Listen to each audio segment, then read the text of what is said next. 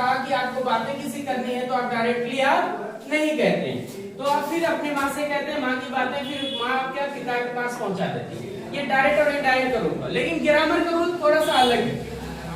जो ग्रामर में direct indirect है वो यहाँ से थोड़ा सा डिफरेंस है। ये डायरेक्ट और इनडायरेक्ट है। ये डायरेक्ट स्पीच और इनडायरेक्ट स्पीच, कोई भी स्टेटमेंट होगा, कोई कथन होगा, एक चीज कह दिया, किसी व्यक्ति से कोई कहा कि ये व्यक्ति ये काम करता है, वो क्या हो गया, एक कथन स्टेटमेंट हो गया, ये डायरेक्टली रूप में हो गया। अब उसी चीज को हमें इनडायरेक्टली रूप में लेना होता है। तो डायरेक्ट के लिए, डायरेक्ट से इनडायरेक्ट बनाने के लिए बहुत सारे रूल्स हैं। एक रूल नहीं, कई रूल्स हैं आपके। आपको डायरेक्ट से इनडायरेक्ट बनाने के लिए पहला रूल आपको पता होना चाहिए कि डायरेक्ट में कितने भाग हैं। How many part in direct speech? तो डायरेक्ट स्पीच में there are two parts. There are two parts, मतलब डायरेक्ट स्पीच में कितने भाग होते हैं? दो भाग होते हैं। अब डायरेक्ट स्पीच के जो दो भाग है, इस दो भागों के बारे में हमें अच्छे तरीके से गहन होना चाहिए, अध्ययन होना चाहिए, जिससे हमें ये पता चले कि डायरेक्ट में कौन सा भाग किसे क्या बोलते हैं। तो जो डायरेक्ट स्पीच में दो भाग होते हैं, जैसे मैं एक छोटा सा सेंटेंस लेकर उदाहरण के रूप में दिखाऊं तो वहां से आपको स्पष्ट और होगा। He said to me, वो मुझसे कहा, I am going to fair। एक छोटा सा उदाहरण हमने डायरेक्ट के रूप में लेकर कहा कि he said to me, वो मुझसे कहा, I am going to fair, मैं मेला जा रहा हूँ। वो मुझसे कहा, मैं कहाँ जा रहा हूँ? मेला जा रहा हूँ। तो एक छोटा सा एक सेंटेंस, ये उदाहरण है, ये किस चीज का है? डायरेक्ट का, डायरेक्ट स्पीच है। किसका है? डायरेक्ट स्पीच है। अब डायरेक्ट स्पीच में हमें चेंज करना, पहले ये देखना है कि डायरेक्ट स्पीच में कितने भाग हैं। तो डायरेक्ट स्पीच में कितने भाग हैं? दो भाग हैं। एक देखेंगे यहाँ से यहाँ तक, मतलब he said to me एक भाग हो गया, I am going to fair यहाँ से एक भाग आ गया। अब इन दोनों भागों को हम कहते क्या है? अगर हम बात करें तो कहते हैं कि जो कामा इन्वर्टेड कामा, यहाँ देख रहे होंगे ये दो चिन्ह लगा हुआ है, इसे बोलते हैं कामा इन्वर्टेड कामा।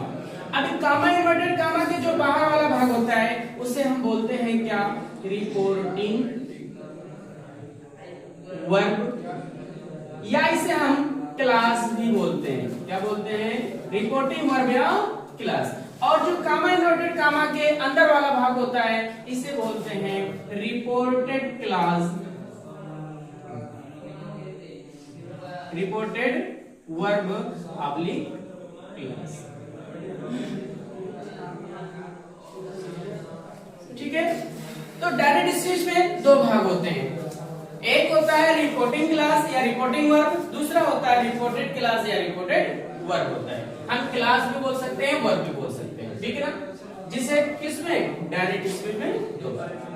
अब इतना ही नहीं, अब इसमें क्या क्या परिवर्तन होते हैं इसे हमें देखना होगा, क्योंकि जब रिपोर्टिंग वर्ब में दो भाग होते हैं तो हमें दोनों में परिवर्तन करना होगा। रिपोर्टिंग में भी परिवर्तन करना होगा आपको, रिपोर्टेड में भी परिवर्तन करना है। लेकिन अब रिपोर्टिंग में क्या परिवर्तन होगा, रिपोर्टेड में क्या परिवर्तन होगा, इसके कई बहुत सारे रूल हैं आपके इसमें रूल्स ये है सेंटेंस के आधार पर।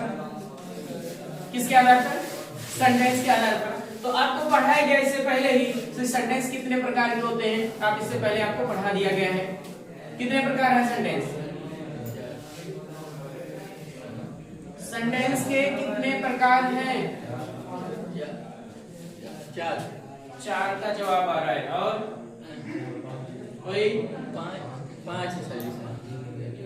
पांच प्रकार के सेंटेंस है। इतना सोचने समझने के बाद तब लोगों का जवाब आ रहा है कि सेंटेंस 5 प्रकार के हैं। तो आपके जो सेंटेंस 5 प्रकार के हैं, इन पांचों सेंटेंसों के आधार पे हम डायरेक्ट से इनडायरेक्ट में परिवर्तन करेंगे। इन पांचों सेंटेंसों का आधार जो है, आपका जो पहला सेंटेंस है आपका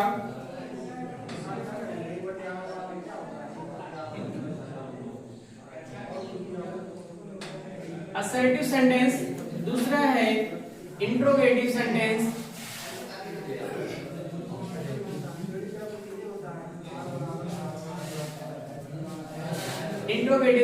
तीसरा है इंपरेटिव सेंटेंस,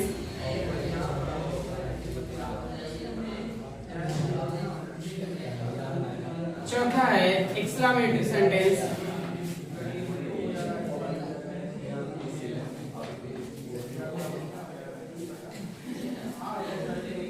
पांचवा है ऑब्जेक्टिव सेंटेंस।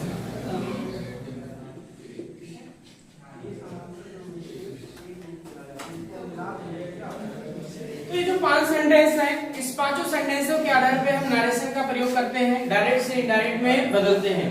अब इस पांचों सेंटेंसों का रूल क्या है कि अगर ये 5 सेंटेंस किस में होंगे, रिपोर्टिंग में होंगे या रिपोर्टेड में होंगे, इसके बारे में पहले हमें देखना है। तो ये जो 5 सेंटेंस होंगे ये रिपोर्टेड का भाग होगा, रिपोर्टेड वर्ब या क्लास का। आपकी रिपोर्टिंग में सेंटेंस का आधार नहीं होगा।